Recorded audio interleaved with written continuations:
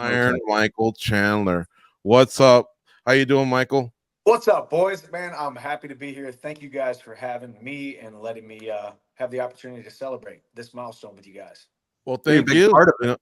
It's been fun covering you from the very beginning when you just came out of Missouri, and you were growing in the sport. You letting us know that one day I'm going to be wearing some gold. I'm going to be fighting in some big fights, and you've delivered on that. But seriously, man, boy, your fights, I mean, everyone's on the edge of their seat whenever you get out there and throw down. I think that's one of the best compliments you can give to a pugilist, a prize fighter. Do you entertain? Hell yeah, this guy does. Yeah, well, yes, and thank you for believing in me. I actually still one of my earliest awesome memories of coming into the sport of mixed martial arts, transitioning in.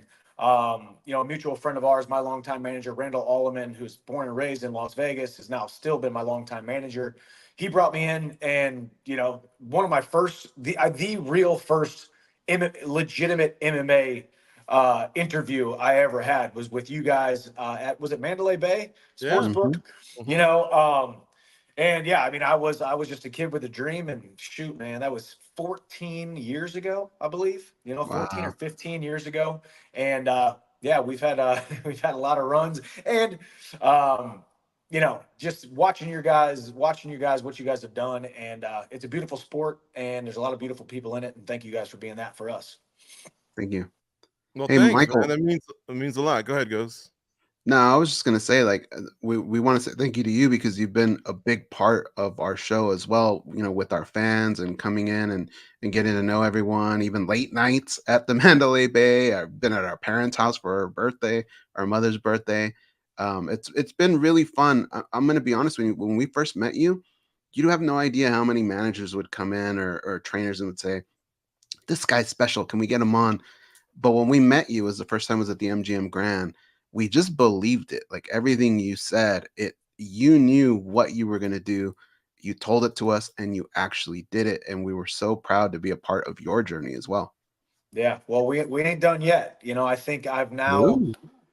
been put in a position now. This is the number one contender fight, so I still believe UFC gold and the number one next to my name, or actually the C next to my name, Mhm. is going to happen in 2025. So I go throughout Charles Oliveira in November, and then Mhm. Islam, I believe it's going to be in 2025, and then we did it, boys. We did it. Let me ask you a little bit about that. Like, so that fight now finally coming to fruition. Obviously, the name Connor for so long, but could you almost say this fight's maybe even more personal just because I know that that really sunk in with you and it seems like you really want to get that back. Could you almost say this fight's even more personal than what the Connor fight could have been? Yeah, I mean, obviously the Connor process just started, and then we were kind of in it. And once you're in it, you're like, hey, when are we going to bounce, or are we going to stick around? How long are we going to stick around? I mean, you do the Ultimate Fighter. Obviously, you just had Chael on. Chael claims, and I believe it's true, the Ultimate Fighter on ESPN for 12 weeks is the greatest promotional vehicle that you can have in the sport of mixed martial arts. So we did that. Once we had that, then it's like, okay, now we're looking at a date, obviously. So it was just part of the process. We got a fight booked. He pulls out of the fight. And then at some point, I'm just like, hey, man, boys, I want this fight. I want to fight Connor. I'm excited to fight Connor. I believe in myself to beat Connor. I want everything that comes with it.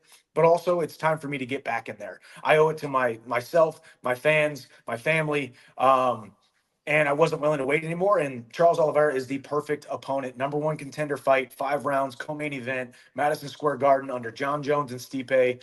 It's huge. It's a huge opportunity. And it's honestly, it keeps going through my mind. This is the way it was always supposed to be, right? This is the way it was always supposed to be. I was supposed to lose to Charles in the first time I got the chance to fight for UFC gold, only to beat him in the rematch, beat him to become the number one contender, and then go beat possibly widely regarded as the best lightweight on the planet, or definitely the best lightweight on the planet, but one of the greatest of all time already in Islam. And I believe that's what's going to happen.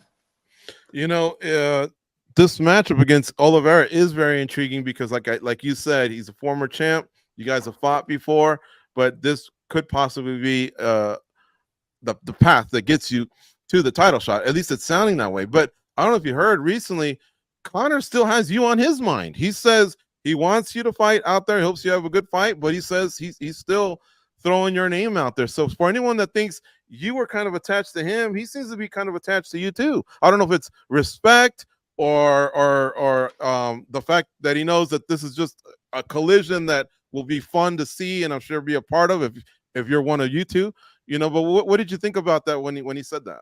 Yeah, no. See, the funny thing is, obviously, you guys, we know each other personally. We also know each other professionally. You guys are in the MMA media. I'm a fighter. You guys get, just like Bert said, you guys have interviewed thousands and done thousands and thousands of interviews with all these different fighters, right? And I've gotten flack for saying it. I've always looked at Conor with a ton of respect. I do believe he is romantic about the sport. I do believe he loves the sport. I do believe that he is a purist at heart. And yes, you give a man a couple $100 million and you sell a whiskey and you put him on a huge platform and a huge pedestal and you put him on freaking yachts. Things are going to be said. He's going to look a certain way, but when it all gets boiled down, he's still just a fighter at heart. And I believe the respect that he has for the sport, the love and adoration he has for the UFC, because he is not Conor McGregor without the UFC. And then also him being a man of his word. He signed on a dotted line, Michael Chandler, June 29th at 170 pounds at T-Mobile Arena. He signed a contract. So for as much flack as the guy gets, you still got to give the guy respect. I do believe that he likes to fight. I do believe he and I have some unfinished business. Obviously, there's never been a time that the Ultimate Fighter didn't culminate with the fighters or the coaches fighting each other, except for when it was Uriah Faber and Conor, and they were two different weight classes. So I think it's a fight that he wants. It's obviously the fight that I want. As I said, Conor McGregor is not my next opponent, but I am Conor McGregor's next opponent, and I do believe I beat Charles Oliveira November 16th, and we're going to have some options. Options to go fight Islam for the title. Options to fight Conor if he's got his house in order and it's time for him to come back. Max Holloway for the BMF belt. There's going to be a lot of opportunities and a lot of options, and I'm excited about it. It's going to be a big 2025 for the boy. That is quite a run of names, man. I hope you can get to all four. You definitely lead a clean lifestyle. You always keep yourself in shape.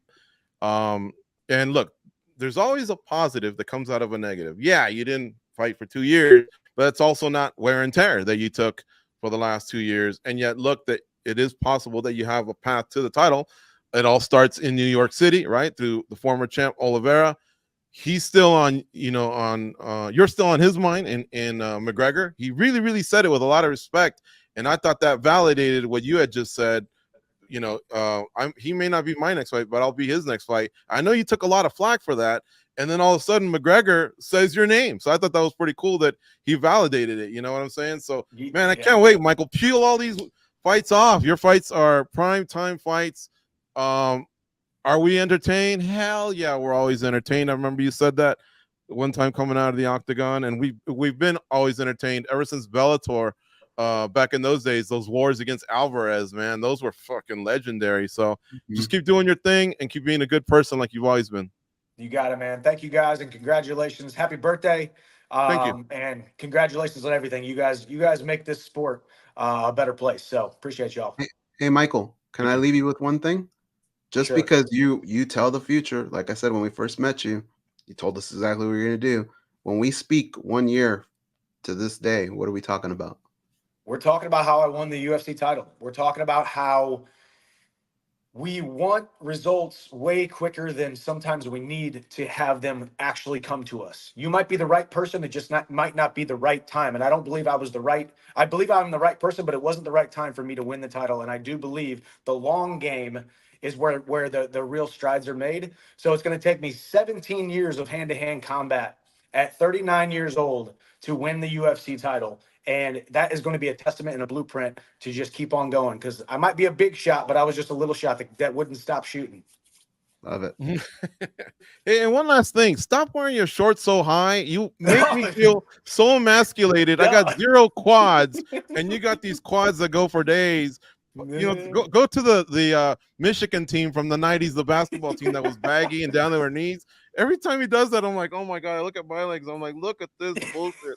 This bullshit I'm riding on. And this no wonder he can do them backflips. Short shorts are my thing, man. It's just always been my thing. They're less restricting. I got more movement. I got more mobility. So I got to keep the short shorts going.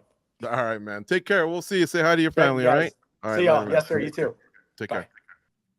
All right, man. Michael Chandler. We had to get him on, goes. He's